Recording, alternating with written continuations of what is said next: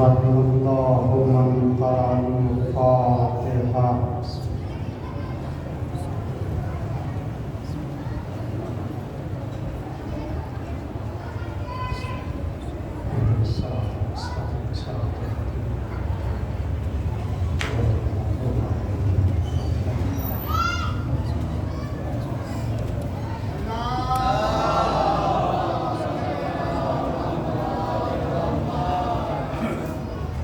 لا حول ولا قوة إلا بالله العلي العظيم. أعوذ بالله من الشيطان الرجيم. بسم الله الرحمن الرحيم.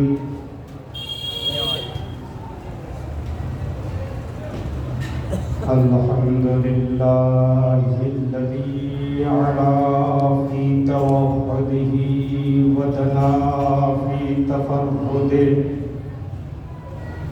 وجل في سلطانه وعظما في أركانه وقهر جميع الخلق بقدرته وبرهانه. مجيدا لم يزل محمودا لا يزال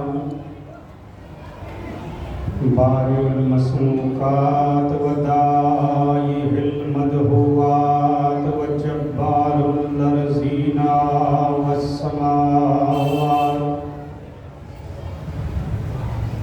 الصلاة والسلام والتحية والإكرام على العبد المؤيد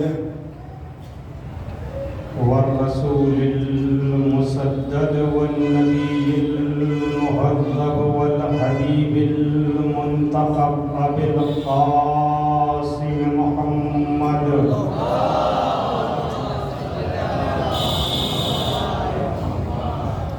وعلى أهل بيته الطيبين الطاهرين المعصومين المظلومين واللعنة على أعدائهم أجمعين من يومنا هذا إلى قيام يوم الدين. أما بعد فقد عن الإمام الحسين عليه السلام إني لم أخرج أشرا ولا بطرا ولا مفسدا ولا ظالما، إنما خرجت لطلب الإصلاح في أمة جدي. أريد أن آمر بالمعروف وأنهى عن المنكر وأسير بسيرة جدي وأبي علي بن أبي طالب.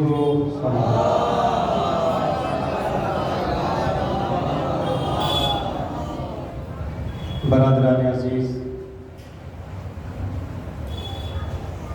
سرکار سید الشہداء کا ماتم کرنے والوں، امام حسین کے مشن اور مقصد کو آگے بڑھانے والوں، یہ مجالس، یہ فرش عزا ایک درسگاہ ہے. یہاں جو کچھ بھی بیان ہوتا ہے قرآن و حدیث سے بیان ہوتا ہے. یہ علم کا وہ مرکز ہے جہاں سے علم ملتا ہے. جتنا علم اس منبر سے عالم اسلام کو ملتا ہے اتنا کسی اور جگہ سے نہیں ملتا. جو کچھ بھی ہے قرآن و حدیث سے ہماری مجلسوں میں بیان ملتا ہے، کیونکہ ہم اس کا ذکر کرنے کے لیے، اس کا تذکرہ کرنے کے لیے جمع ہوتے ہیں جو خود وارث قرآن ہے۔ لہذا ہم مجلسوں میں قرآن و حدیث کے ذیل میں ان مجالسوں کے مقاصد اور اہداف کو بھی بیان کرتے ہیں۔ سرکار سید الشہداء حضرت امام حسین علیہ السلام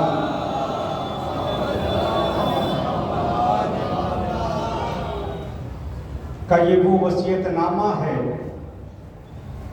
جن میں آپ نے اپنے قیام اور ہدف کو بیان کیا ہے۔ ہمارے لیے ضروری ہے کہ ہم امام حسین علیہ السلام کے قیام کے مقصد اور ہدف کو سمجھیں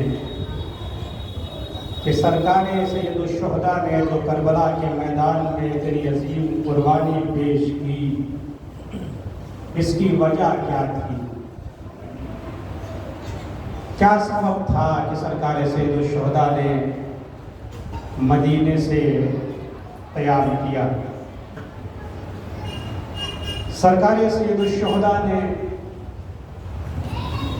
ایک وصیت نامہ تحریر کیا، ھذا ما وصى به اخاہ محمدا۔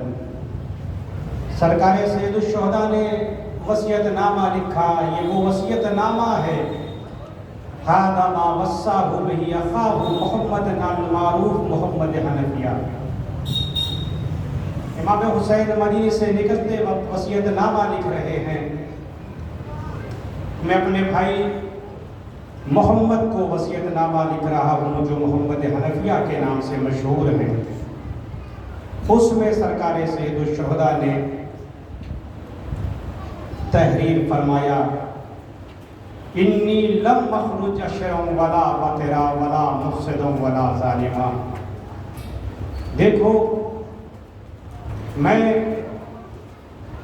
سیر و تفریح کے لیے نہیں جا رہا ہوں، میں فتنہ و فساد برپا کرنے کے لیے نہیں جا رہا ہوں، میں ظلم و ستم کو برپا کرنے کے لیے نہیں جا رہا ہوں۔ انما خرجت لطلب الاصلاح فی امت جدی، میں صرف اور صرف اپنے نانا کی امت کی اصلاح کے خاطر جا رہا ہوں۔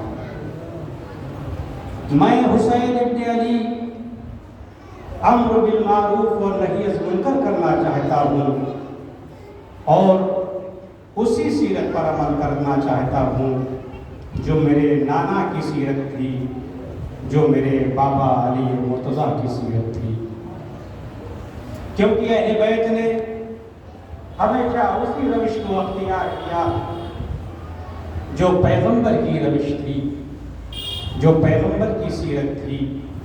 اسی روش کے مطابق سرکار سید الشہداء نے اپنے قیام کے مقصد کو بیان کیا۔ دنیا یہ نہ سمجھے کہ میں مال و دولت کے خاطر جا رہا ہوں، دنیا یہ نہ سمجھے میں حکومت کے خاطر جا رہا ہوں، دنیا تا قیامت جان لے کہ حسین ابن علی کے قیام کا مقصد صرف امر بالمعروف اور نہی عن المنکر، اس کے لیے میں قربانی دینے جا رہا ہوں۔ میرے عزیزوں، آپ دیکھیں، تھوڑی سی علمی گفتگو ہے، ماشاءاللہ ارباب فہم اور صاحبان علم تشریف فرما ہے، تھوڑی سی تمہیدی گفتگو کہ سرکار حسین ابن علی نے قیام کیا، کسی بھی قیام کے مقدس ہونے کے لیے، آپ غور فرمائیے، آپ کی تھوڑی سی علمی گفتگو ہے، کسی بھی قیام کے مقدس ہونے کے لیے، محترم ہونے کے لیے ضروری ہے کہ اس میں 3 شرطیں پائی جائیں۔ کوئی انقلاب جو برپا ہوتا ہے، کوئی جو قیام ہوتا ہے، وہ اس وقت تک محترم اور مقدس نہیں مانا جائے گا جب تک یہ 3 شرطیں اس کے اندر نہ پائی جائیں۔ کوئی بھی قیام کرنے والا ہو، کوئی بھی انقلاب برپا کرنے والا ہو، کسی بھی قیام کے مقدس اور محترم بننے کے لیے 3 شرطوں کا ہونا ضروری ہے۔ اگر وہ 3 شرطیں اس کے قیام میں پائی جاتی ہیں، اس کے انقلاب میں پائی جاتی ہے، تو یہ انقلاب مقدس انقلاب کہلائے گا، محترم انقلاب کہلائے گا۔ پہلی شرط کسی بھی قیام کے مقدس ہونے کی اور محترم ہونے کی پہلی شرط یہ ہے کہ قیام کا مقصد اور ہدف پاک و پاکیزہ ہو۔ جو قیام کیا جا رہا ہے اس قیام کا مقصد اور ہدف پاک و پاکیزہ ہو۔ وہ قیام شخصی منافع کے لیے نہ ہو، شخصی فائدے کے لیے نہ ہو، بلکہ وہ قیام تمام انسانیت کو فائدہ پہنچانے کے لیے ہو۔ شخصی فائدے کے لیے قیام نہ کیا جائے، بلکہ وہ قیام، غور فرمائیں آپ میری گفتگو پر، بہت اہم گفتگو آج میں نے آپ کے سامنے جو ہے بحث کرنے جا رہا ہوں، کہ کسی بھی قیام کے مقدس ہونے کے لیے پہلی شرط یہ ہے کہ قیام کا مقصد اور ہدف پاک و پاکیزہ ہو۔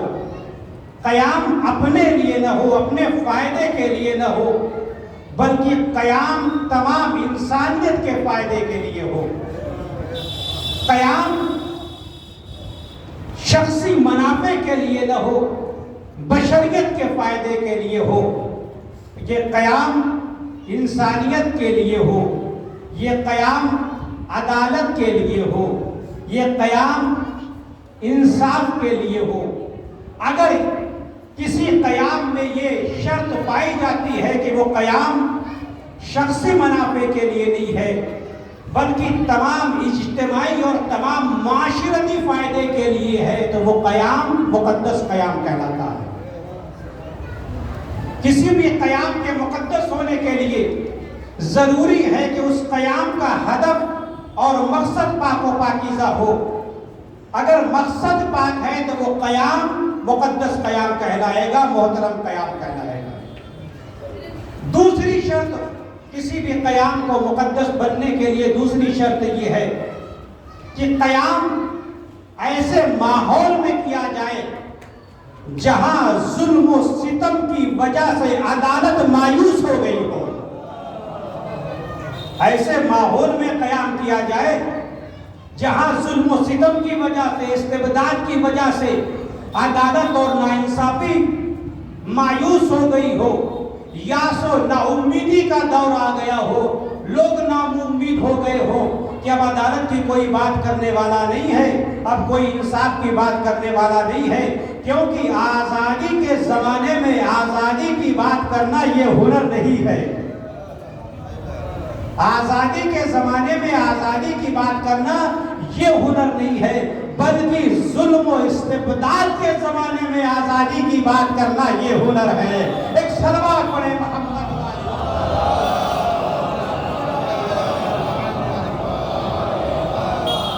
آپ غور فرما رہے ہیں، اگر قیام میں کسی بھی قیام میں یہ 2 شرطیں پائی گئی تو آپ یہ کہیں گے یہ قیام بڑا مقدس قیام ہے، بڑا محترم قیام ہے۔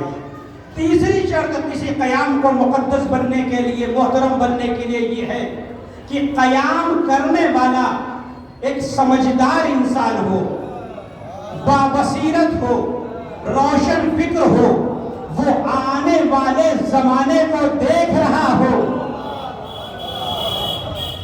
جو حادثات ابھی واقع ہو رہے ہیں اس کو دیکھ کر وہ آنے والے زمانے میں دیکھ رہا ہو کہ کیا حالات اس زمانے کے پیدا ہونے والے ہیں، یعنی بابصیرت آدمی ہو، سمجھدار انسان ہو، روشن فکر ہو۔ اگر یہ 3 شرطیں کسی قیام میں پائی جاتی ہیں تو وہ قیام مقدس قیام کہلاتا ہے۔ اور فرما رہے ہیں آپ، یہ 3 چیزیں کسی قیام میں شرطیں پائی جائیں، پہلا یہ کہ خود شخص اپنے منافع کے لیے نہ ہو، شخصی منافع کے لیے نہ ہو، ایسے ماحول میں کیا جائے جہاں انصاف کی گفتگو کرنے والا کوئی نہ ہو، اور یہ روشن فکری کے ساتھ قیام کو انجام دیا جائے۔ یہ 3 شرطیں ہیں تو یہ قیام مقدس اور محترم کہلائے گا۔ اب آئیے سرکار سید الشہداء کے قیام کو دیکھا جائے کہ کیا سرکار سید الشہداء کے قیام میں یہ تینوں صفتیں پائی جاتی ہیں یا نہیں؟ سرکار سید الشہداء کا قیام مقدس قیام کہے جانے کے لائق ہے یا نہیں؟ آئیے کہ اس تینوں شرطوں کو قیام حسینی میں دیکھا جائے کہ امام حسین نے قیام جو کیا، تو میرے عزیزو امام حسین نے سرکار سید الشہداء نے جو قیام کیا، اس قیام کا مقصد امر بالمعروف و نہی عن المنکر تھا۔ سرکار سید الشہداء کا قیام شخصی منافع کے لیے نہیں تھا، سرکار سید الشہداء کا قیام شخصی نجات کے لیے نہیں تھا بلکہ بشریت کی نجات کے لیے تھا۔ امام حسین کا قیام خود پرستی کے لیے نہیں تھا، خدا پرستی کے لیے تھا۔ لہذا سرکار حسین ابن علی کا قیام میں یہ پہلی صفت پائی گئی کہ سرکار حسین ابن علی کا قیام کا مقصد پاک و پاکیزہ تھا، ہدف طیب و طاہر تھا، کیونکہ امام حسین کا قیام اپنے لیے نہیں تھا بلکہ عالم اسلام کو اور دین کو نجات دینے کے لیے تھا۔ لہذا سرکار حسین ابن علی کا قیام مقدس قیام ہے۔ دوسری صفت یہ ہے کہ سرکار حسین ابن علی کا قیام اس وقت وجود پذیر ہوا جب یزید جیسا فاسق و فاجر اسلام کا حاکم بنا ہوا تھا، ظلم و استبداد کا دورہ تھا، اس وقت سرکار حسین ابن علی نے قیام کیا۔ لہذا سرکار حسین ابن علی کے قیام میں دوسری صفت بھی پائی گئی۔ تیسری صفت یہ ہے کہ سرکار حسین ابن علی نے روشن فکری کے ساتھ قیام کیا۔ لوگ بنی امیہ کے پسے پشت ہونے والے کارناموں کو نہیں دیکھ پا رہے تھے، حسین ابن علی اس کارناموں کو دیکھ رہے تھے اور فرما رہے ہیں۔ لہذا سرکار حسین ابن علی کے قیام میں تینوں صفتیں پائی گئی۔ لہذا سرکار حسین ابن علی کا قیام ایک مقدس قیام تھا، ایک مقدس اور محترم قیام تھا۔ یہی وجہ ہے کہ جب قیام محترم ہوتا ہے، جب کوئی قیام مقدس ہوتا ہے تو ہر کوئی قیام کرنے والے سے رشتہ قائم کرنے لگتا ہے۔ جب قیام مقدس ہوتا ہے تو ہر کوئی قیام کرنے والے سے رشتہ جوڑنے لگتا ہے۔ یہ ہمارا ہے، یہ ہمارا ہے، یہ ہمارا ہے۔ آج پوری دنیا حسین کو اپنا آقا رہبر مان رہی ہے۔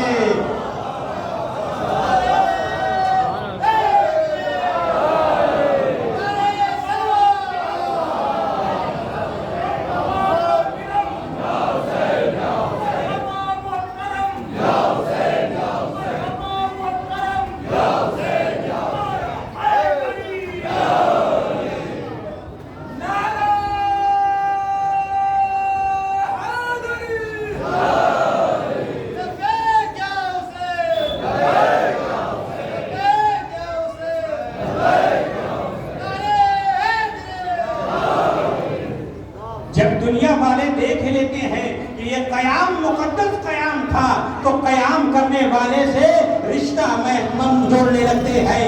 آج دنیا کہہ رہی ہے، چاہے جس قوم ہو، چاہے جو قبیلہ ہو، ہر قوم کہہ رہی ہے حسین ہمارے ہے، حسین ہمارے ہے، کیونکہ حسین کا قیام اپنے لیے نہیں تھا، تمام عالم بشریت کے لیے تھا۔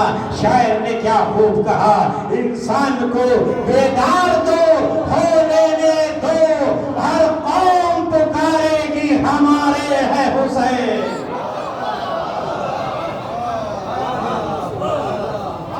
ایک سلوات بھیجیں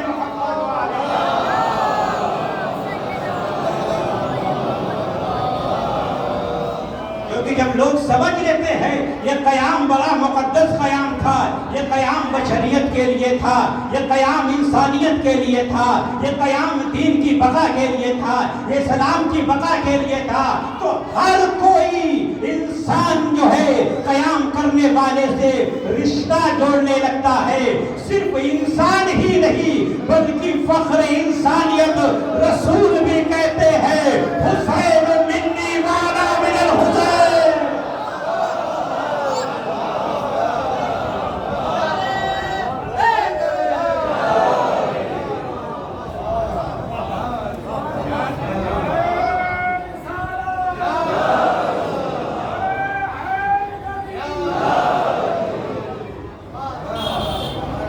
رسول بھی کہتے ہیں حسین مجھ سے ہے اور میں حسین سے ہوں۔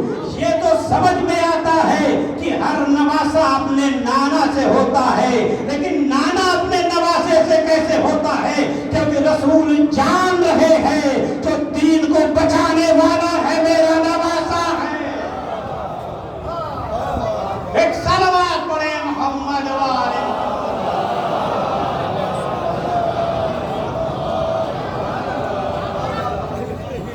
لہذا سرکار سید الشہداء کا قیام جو تھا ایک مقدس قیام تھا، محترم قیام تھا، دین کے خاطر قیام تھا، اسلام کے خاطر سرکار سید الشہداء کا قیام تھا، عدالت کے خاطر تھا، انصاف کے خاطر تھا، ظلم و ستم کے خلاف سرکار سید الشہداء کا قیام تھا۔ تبھی تو انسانیت جو ہے آج ایک آواز ہو کر حسین کو اپنانے کے لیے تیار ہے۔ اور سرکار سید الشہداء کا قیام روشن فکری کے ساتھ تھا، بصیرت کے ساتھ تھا، کہ جو حسین ابن علی دیکھ رہے تھے وہ لوگ نہیں دیکھ رہے تھے۔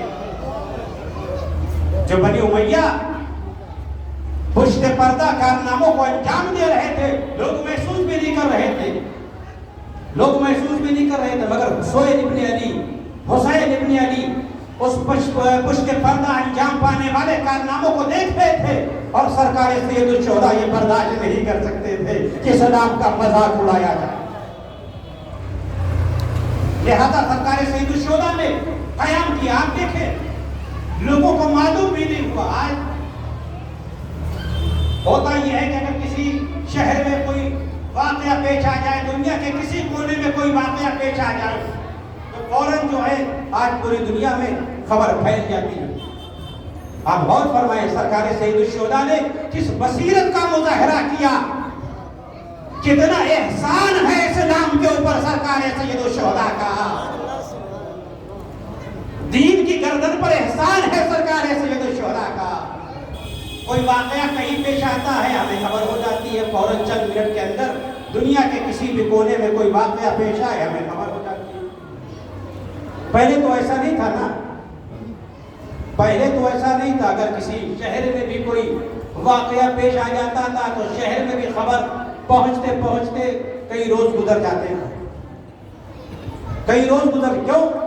ان کو خبر نہیں ملتی تھی، ان کے اندر اتنی بصیرت نہیں ہوتی۔ یزید جیسا فاسق و فاجر انسان اسلام کا حاکم بن گیا، سرکار سید الشہداء نے قیام کیا اور کربلا میں جا کر شہید ہو گئے۔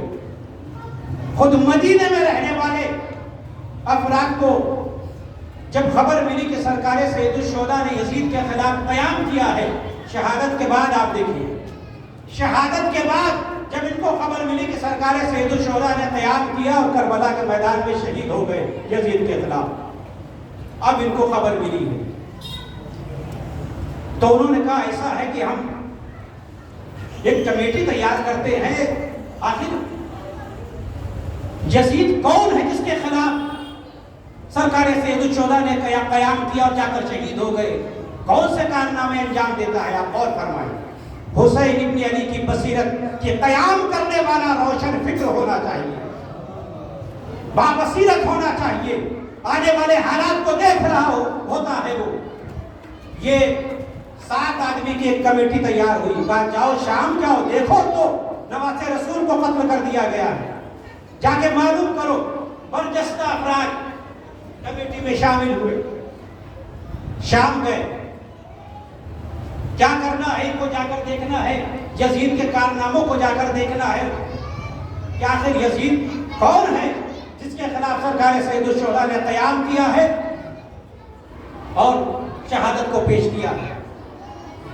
یہ شام گئے، لکھا ہے یہ کئی دن تک یہ افراد شام میں رہے، یزید کے کارناموں کو دیکھا، یزید کے کارناموں کو سنا، اطلاعات کو اکٹھا کیا، خبروں کو اکٹھا کیا، اکٹھا کرنے کے بعد مدینہ واپس آ گئے۔ جب یہ افراد مدینہ واپس آئے، لوگوں نے پوچھا بتاؤ، آپ غور فرمائیں، لوگوں نے کہا بتاؤ کیا کارنامہ دیکھا، یزید کیسا انسان ہے، کیا کام کو انجام دیتا ہے کہ حسین ابن علی نے قیام کیا اور جا کر شہید ہو گئے، ہمیں خبر بھی نہ ہوئی۔ تو انہوں نے کہا بس اتنا سمجھ لو، جتنے دن ہم شام میں تھے ہمیں ڈر تھا کہیں عذاب الہی ہم پر نازل نہ ہو جائے، ہم پر عذاب الہی نازل نہ ہو جائے۔ یعنی یزید ایسا فاسق و فاجر انسان تھا کہ ہمیں ڈر تھا کہ ہم یزید کے علاقے میں رہے، کہیں ایسا نہ ہو کہ ہم پر عذاب الہی نازل ہو جائے۔ ان کو خبر تک نہ ہوئی اور سرکار حسین ابن علی وہ تمام مراحل کو دیکھ رہے تھے، اس کے خلاف قیام کیا اور دین اسلام کو بچا لیا۔ ایک صلوات بھیجے محمد۔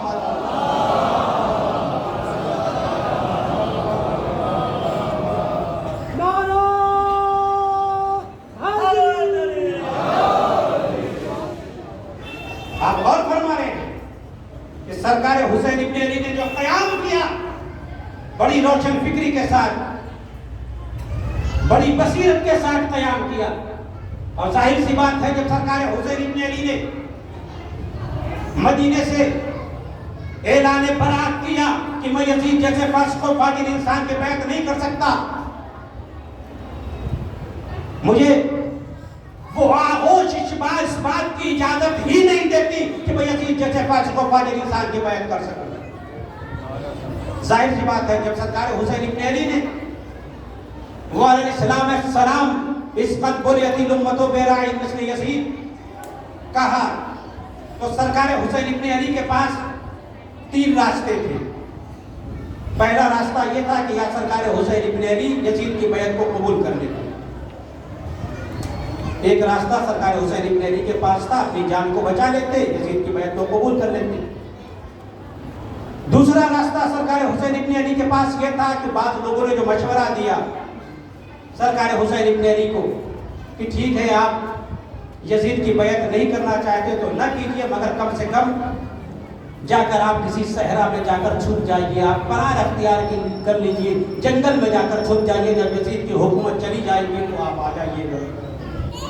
تیسرا راستہ وہ تھا جو خود سرکار حسین ابن علی نے اختیار کیا۔ تین راستے سرکار سید الشہداء کے سامنے، یا یزید کی بیعت کر لیں یا ان لوگوں کے مشورے کو مان لیں جو کہہ رہے ہیں جا کر جنگل میں چلے جائیے، کسی صحرا میں جا کر پناہ لے لیجیے یا شہید ہو جائے۔ پہلا راستہ یزید کی بیعت کرنا، یعنی حسین اپنے دین کو یزید کے دنیا کے مقابلے میں فروخت کر دے، یہ سرکار حسین ابن علی کر نہیں سکتا۔ سرکار حسین ابن علی نے انکار کر دیا۔ دوسرا راستہ جو سرکار حسین ابن علی کے بڑے ہی مخلص لوگوں نے سرکار حسین ابن علی کو آ کر مشورہ دیا کہ ٹھیک ہے اگر آپ بیعت نہیں کرنا چاہتے تو آپ بیعت نہ کیجیے، اس میں ابن عباس جیسے مخلص لوگ تھے، فرزند رسول آپ بیعت نہیں کرنا چاہتے تو نہ کریے، آپ چلے جائیے کسی صحرا میں جا کر چھپ جائیے، کسی جنگل میں جا کر آپ پناہ لے لیجیے، آپ کی جان بچ جائے گی۔ مگر میرے عزیزوں یہ دوسرا راستہ بھی سرکار سید الشہداء نے اختیار نہ کیا۔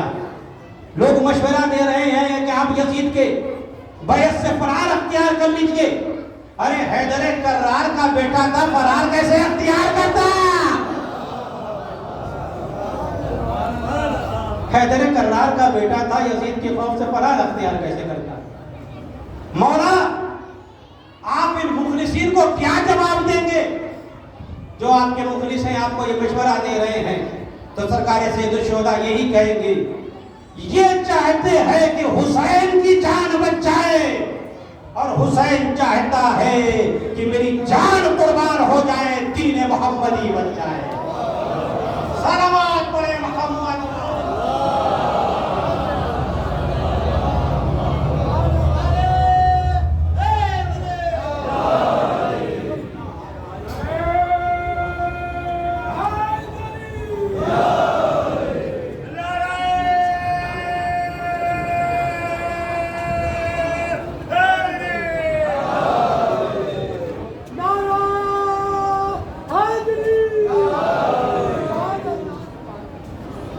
تیسرا وہ راستہ سرکار حسین ابن علی کے سامنے تھا جو سرکار حسین ابن علی نے اختیار کیا، جان کو قربان کر دیا، دین محمدی کو بچا لیا۔ اچھا، بعض لوگ کہتے بھی ہیں کہ سرکار حسین ابن علی نے جو قیام کیا، دیکھیے مرحلہ اس حد تک آ گیا تھا کہ دیکھیے جب تک حاکم شام تھا وہ کھلے عام نہیں بلکہ پشت پردہ جو بھی کارنامے تھے انجام دیتا۔ لیکن جب یزید جیسا پاسکو باقی انسان آیا تو ظاہر سی بات ہے مولن بالفسق، کھلے عام گناہ کو انجام دے رہا تھا۔ بعض لوگوں کا نظریہ یہ ہے، وہ کہتے ہیں کہ سرکار حسین ابن علی نے جو قیام کیا اس قیام کی وجہ یزید کی بیعت تھی، یعنی یزید کا مطالبہ بیعت تھا جو امام حسین کو قیام کرنے پر جس نے مجبور کیا۔ بعض لوگوں کا یہ کہنا ہے کہ یزید اگر بیعت طلب نہ کرتا، بیعت نہ مانتا تو حسین ابن علی قیام نہ کرتا۔ بعض لوگوں کا کہنا ہے کہ امام حسین نے اس لیے قیام کیا کہ کوفہ والوں نے خط لکھا تھا سرکار سید الشہداء کو، خط لکھ کر بلایا تھا، اس لیے سرکار سید الشہداء نے قیام کیا۔ آپ دیکھیں کہ جو یہ کہا جاتا ہے کہ مطالبہ بیعت اس بات کا سبب تھا کہ سرکار سید الشہداء قیام کرے، یہ سبب نہیں تھا کہ سرکار سید الشہداء مطالبہ بیعت کی وجہ سے قیام کرے، بلکہ وہ وقت آ گیا تھا کہ چونکہ یزید حاکم اسلام بن گیا تھا، اگر یزید حسین سے بیعت کا مطالبہ نہ بھی کرتا تو حسین اس کے خلاف اٹھ کر کھڑے ہوئے۔ صلوات پڑھیں محمد و آل محمد۔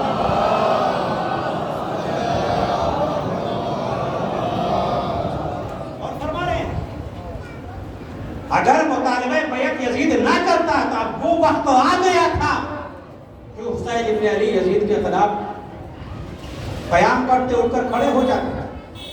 دوسرا جو وجہ تو یہ کہی جاتی ہے کہ کوفہ والوں نے خط لکھا تھا سرکار سید الشہداء کو، تبھی سرکار سید الشہداء نے جناب مسلم نے عقیل کو اپنا سفیر و ایلچی بنا کر بھیجا تھا۔ 18,000 خطوط یا اس سے زیادہ خطوط سرکار سید الشہداء کو لکھے گئے تھے، آئیے ہمارے پاس کوئی رہنما نہیں ہے، کوئی رہبر نہیں ہے، آپ آ کر ہمارا امام بنیے۔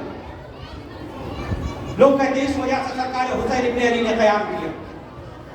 میرے عزیزوں، یہ بھی وجہ صحیح نہیں ہے۔ کوفہ والے کے خطوط سرکار سید الشہداء کے قیام کا سبب اور ہدف نہیں۔ کیونکہ جو سب سے پہلا خط کوفہ والوں کا سرکار سید الشہداء کے پاس پہنچا ہے وہ 10 ماہ رمضان کو پہنچا ہے، اور سرکار سید الشہداء نے 28 رجب 60 ہجری کو مدینے سے قیام کر دیا۔ ایک صلوات بھیجیے محمد و آل محمد۔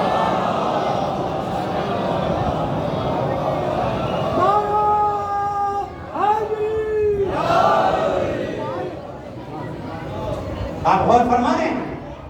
تو یہ کوفہ والوں کے خطوط اس بات کا سبب نہیں قرار پائے کہ سرکار سید الشہداء قیام کرے، نہ مطالبہ بیعت اس بات کا سبب قرار پایا کہ اگر مطالبہ بیعت تھا تبھی قیام کیا، نہیں، اب وہ مرحلہ آ گیا تھا کہ حسین قیام کرتے۔ مولا آپ ہی بتائیے آپ کے قیام کا سبب کیا تھا؟ فرزند رسول آپ بھی بتا دیجئے آپ نے کیوں قیام کیا؟ یہ وجہ ہے کہ جب آپ عراق پہنچے ہیں سرکار سید الشہداء عراق پہنچے ہیں مقام بیضہ پر، سرکار سید الشہداء نے لوگوں کو اکٹھا کر کے خطبہ دیا. سرکار سید الشہداء نے خطبہ دیا اور خطبے میں سرکار سید الشہداء نے اپنے قیام کے مقصد اور ہدف کو بیان کیا کہ میں نے کس لیے قیام کیا. آپ نے فرمایا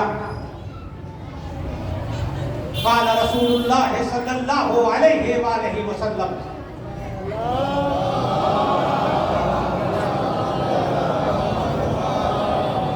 آپ نے اپنے نانا سے اپنی گفتگو کا تسلسل قائم کیا. اس کے بعد آپ نے فرمایا جاننا چاہتے ہو لوگ بہت سارے اکٹھا ہو، جاننا چاہتے ہو کس لیے سرکار حسین ابن علی نے قیام کیا؟ مولا فرماتے ہیں میں نے رسول خدا سے سنا ہے، اپنے نانا سے سنا ہے. میرے نانا نے فرمایا تھا من رعا سلطانا جائرا مستحلا لحرم اللہ ناقصا لعہد اللہ. میں نے اپنے نانا سے سنا کہ کوئی اگر انسان کسی ظالم و جابر بادشاہ کو دیکھے، سلطان کو دیکھے جو محرمات الہی کو حلال بنا رہا ہو اور عہد الہی کو توڑ رہا ہو، لوگوں کے درمیان ظلم و ستم کو برپا کر رہا ہو، اور کوئی دیکھنے کے بعد قول و فعل کے ذریعے اس کی مخالفت نہ کرے تو اللہ کا وعدہ یہ ہے کہ اس کے ساتھ اس کا بھی شمار کرے.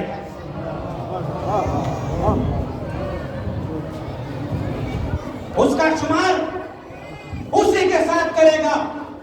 وَلَمْ يُغَيَّرْ عَلَيْهِ بِقَوْلٍ وَلَا فِعْلٍ كَانَ حَقًّا اللَّهِ عَلَى اللَّهِ أَن يُدْخِلَهُ مَدْخَلَهُ. اگر قول و فعل کے ذریعے اس کی مخالفت نہ کرے تو میں نے اپنے نانا سے سنا ہے کہ اس کا بھی شمار اسی ظالم کے ساتھ ہے. لہذا میں جو نکلا ہوں اسی خاطر نکلا ہوں کہ اب اسلام کا حاکم یزید جیسا فاسق و فاجر انسان بن گیا اور حسین ابن علی یہ برداشت نہیں کر سکتے. جگہ جگہ پر آپ اٹھا کر دیکھیے، خطبات سرکار سید الشہداء کو اٹھا کر دیکھیے کہ جس میں سرکار سید الشہداء نے اپنے قیام کے مقصد کو بیان کیا. جانتے ہیں کہ میں شہید ہونے جا رہا ہوں، اسی لیے اپنے ساتھیوں سے بھی کہتے ہیں جو شہادت کے لیے تیار ہے وہ ہمارے ساتھ آئے ورنہ چلا جائے. ارے دنیا کے سردار لوگوں کو اپنے پاس بلاتے ہیں، یہ کائنات کا واحد امام ہے.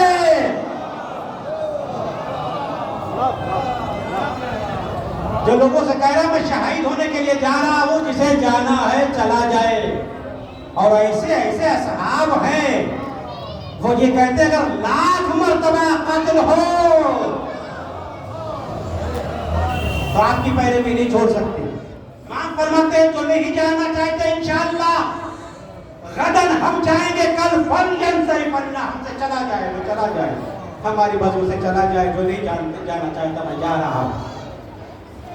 فرزدق ملے شاعر اہل بیت پرستق، ہاتھوں کو جوڑا فرزند رسول کہاں جا رہے ہیں، جانے کا مقصد کیا ہے، سبب کیا ہے. فرزدق شاعر ہیں، بہترین شاعر ہیں.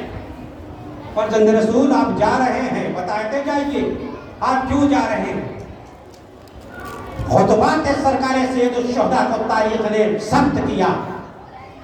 آپ نے فرزدق کو خطاب کیا، یا فرزدق اِنَّا هَؤُلَاءِ الْقَوْمِ لَزَمُوا طَاعَةَ الشَّيْطَانِ وَتَرَكُوا طَاعَةَ الرَّحْمَنِ وَأَظْهَرُوا الْفَسَادَ فِي الْأَرْضِ وَابْطَلُوا الْحُدُودَ وَشَرَبُوا الْخُمُورَ وَاسْتَأْثَرُوا فِي أَمْوَالِ الْفُقَرَاءِ وَالْمَسَاكِينِ أَنَا أَوْلَ مَنْ قَامَ بِنُصْرَةِ دِينِ اللَّهِ وَإِعْزَازِ شَرِّهِ وَالْجِهَادِ فِي سَبِيلِ اللَّهِ وَلِتَكُونَ كَلِمَةُ اللَّهِ هِيَ الْعُلْيَا. فرزدق تم جاننا چاہتے ہو نا کہ میں کس لیے جا رہا ہوں. کیا تم نہیں دیکھتے ان هؤلاء القوم، اس بنی امیہ نے لزموا طاعت الشیطان، کو اختیار کر رکھا ہے. وَتَرَكُوا طَاعَةَ الرَّحْمَٰنِ، اور اللہ کی رحمان کی اطاعت کو بنی امیہ نے ترک کر دیا ہے. وَأَظْهَرُ الْفَسَادَ فِي الْأَرْضِ، اور زمین پر اس نے فتنہ اور فساد کو برپا کر دیا ہے. وَابْتَلُوا الْحُدُودَ، اور حدود الہی کو بنی امیہ نے پائمال کر دیا ہے. وَاسْتَأْثَرُوا فِي أَمْوَالِ الْفُقَرَاءِ وَالْمَسَاكِينِ، اور فقراء اور مساکین کے اموال کو انہوں نے کھا لیا ہے. یہ شارب الخمر ہے، شراب کو پینے والے ہیں. فرزدق، اب بتاؤ میں حسین ابن علی کیا کروں؟ ایسی قوم جو اطاعت شیطان کر رہی ہے، فتنہ و فساد برپا کر رہی ہے، کھلے عام حدود الہی کو پامال کر رہی ہے، شراب پی رہی ہے. اے فرزدق، اس منظر کو دیکھنے کے بعد حسین ابن علی انا اول من قام بنصرت دین اللہ واعزاز شرعہ والجہاد فی سبیل اللہ ولتکون کلمۃ اللہ ہی العلیٰ. اے فرزدق، میں اپنے آپ کو بہتر سمجھتا ہوں کہ میں دین خدا کی نصرت اور عزت بخشنے کے لیے اللہ کی راہ میں جہاد کروں تاکہ دین خدا ہمیشہ بلند اور بالا رہے.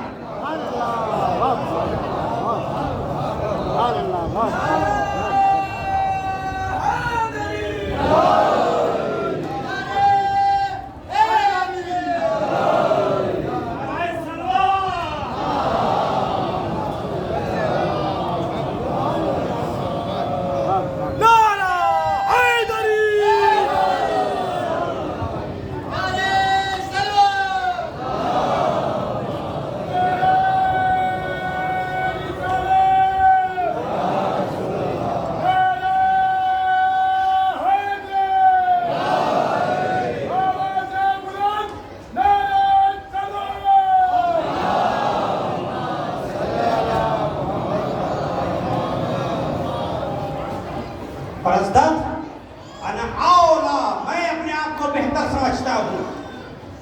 انا اولا من قام بنصرت دین اللہ، دین خدا کی نصرت کے لیے دوسروں کی بنسبت میں اپنے آپ کو بہتر سمجھتا ہوں. دین خدا کو عزت بخشنے کے لیے میں جہاد کرنے کے لیے تیار ہوں تاکہ دین خدا ہمیشہ بلند اور بالا رہے. اس لیے سرکار حسین ابن علی نے قیام کیا. دین خدا ہمیشہ بلند اور بالا ہے. ظاہر سی بات ہے اس دین کی بقا کے لیے، اس دین کی بلندی کے لیے سرکار حسین ابن علی نے عظیم قربانی دی ہے. اسی لیے تم آ کر محرم میں حسین کا غم مناتے ہیں. حسین کے فضائل و مناقب، حسین کے اہداف و مقاصد کو مجلسوں میں سنتے ہیں. معلوم تو ہو سکے اس لیے سرکار سید الشہداء نے قیام کیا تھا. سرکار سید الشہداء کی مصیبت پر روتے ہیں، گریہ کرتے ہیں. گریہ کرنے کی بڑی تاکید بھی کی گئی ہے. چھٹے امام پر فرماتے ہیں یا فضیل، اے فضیل یہ بتاؤ کیا تم اپنے لوگوں کے درمیان نشستوں کو برپا کرتے ہو، مجلسوں کو برپا کرتے ہو، ہمارے فضائل اور مسائل کو بیان کرتے ہو؟ فضیل کہتے ہیں فرزند رسول میں آپ پر قربان ہو جاؤں گا. جب بھی ہم مجلسوں کو برپا کرتے ہیں تو آپ کے فضائل اور مناقب کو بیان کرتے ہیں، آپ پر ڈھائی گئی مصیبتوں کو بیان کرتے ہیں. چھٹے امام فرماتے ہیں خدا اس شخص پر رحمت نازل کرے جو ہمارے ذکر کو زندہ کرتا ہے. اس کے بعد مولا فرماتے ہیں فضیل اگر کسی کے آنکھ میں ہمارے مصائب سننے کے بعد مکھی کے پر کے برابر بھی آنسو نکل آئے تو خدا تمام گناہوں کو معاف کر دیتا. تمام گناہ معاف کر دیے جاتے ہیں. جناب ابراہیم کے بارے میں لکھا ہے کہ جناب ابراہیم نے جب اپنے فرزند کی قربانی دینا چاہا اور دمبا ذبح ہو گیا تو جناب ابراہیم کے دل میں تمنا رہ گئی پالنے والے اگر فرزند کو قربان کرتا تو شاید زیادہ اجر و ثواب ملتا. دل میں بات رہ گئی جناب ابراہیم کی کہ میرے اللہ اگر فرزند کو ذبح کر دیتا تو شاید تیرے نزدیک زیادہ اجر و ثواب ملتا. خطاب ہوا ابراہیم یہ بتاؤ ابراہیم سب سے زیادہ کسے چاہتے ہو؟ ابراہیم تم خلق میں سب سے زیادہ کسے چاہتے ہو؟ سب سے زیادہ کس سے محبت کرتے ہو؟ ابراہیم کے دل میں تمنا ہے نا کہ اگر بیٹے کو قربان کرتا تو زیادہ ثواب ملتا. ابراہیم تم سے خلق میں سب سے زیادہ کس کو چاہتے ہو؟ کہا میرے اللہ میں خلق میں سب سے زیادہ آخری نبی کو چاہتا ہوں. کہا یہ سنو کہ آخری نبی کا نواسہ کربلا کے میدان میں شہید کر دیا جائے گا. نبی کا نواسہ کربلا کے میدان میں شہید کر دیا جائے. اتنا سننا تھا ابراہیم کی آنکھوں سے اشک جاری ہو گئے, آنسو نکلنے لگے. ایک مرتبہ وحی ہوئی, اے ابراہیم جتنا ثواب تمہیں قربانی کر کے ملتا اس سے کئی زیادہ ثواب تمہیں اس رونے پر ملا. بس میرے عزیزو, اس گریہ و زاری کا بڑا ثواب ہے جو سرکار سید الشہداء کے غم میں آنسو نکلتے ہیں. یہی وجہ ہے کہ زیارت ناہیہ میں امام زمانہ جب سلام بھیجتے ہیں آپ فرماتے ہیں السلام علی الاجساد العادیات, ارے میرا سلام ہو ان جسموں پر جسے گھوڑوں کی سموں سے پامال کر دیا گیا تھا. کبھی فرماتے ہیں السلام علی الاعضاء المقطعات, ارے میرا سلام ہو ان جسموں پر جنہیں تلواروں سے ٹکڑے ٹکڑے کر دیا تھا. کبھی فرماتے ہیں السلام علی المقتول الولید, ارے میرا سلام ہو اس میرے جد حسین پر جسے پسے گردن ذبح کر دیا گیا تھا. اے میرے عزیزو, فاطمہ کا لال 3 دن کا بھوکا پیاسا کند خنجر سے ذبح کر دیا گیا. وَسَيَعْلَمُ الَّذِينَ ظَلَمُوا أَيَّ مُنْقَلِبٍ يَنْقَلِبُونَ اِنَّا لِلَّهِ وَإِنَّا إِلَيْهِ رَاجِعُونَ. رضن بقضائه وتسليما لأمره. ماننے والے ہماری اس مختصر سی عبادت کو قبول فرما. ماننے والے جہاں جہاں بھی اہل بیت کے چاہنے والے ہم کی جان مال عزت آبرو کی حفاظت فرما. پرچم اسلام کو سر بلند فرما, کفر و نفاق کو سرنگون فرما. ہمیں اعمال صالحہ کی توفیق عنایت فرما. پالنے والے ہمارے امام کے تعجیل فرما. وآخر دعوانا الحمدللہ رب العالمین.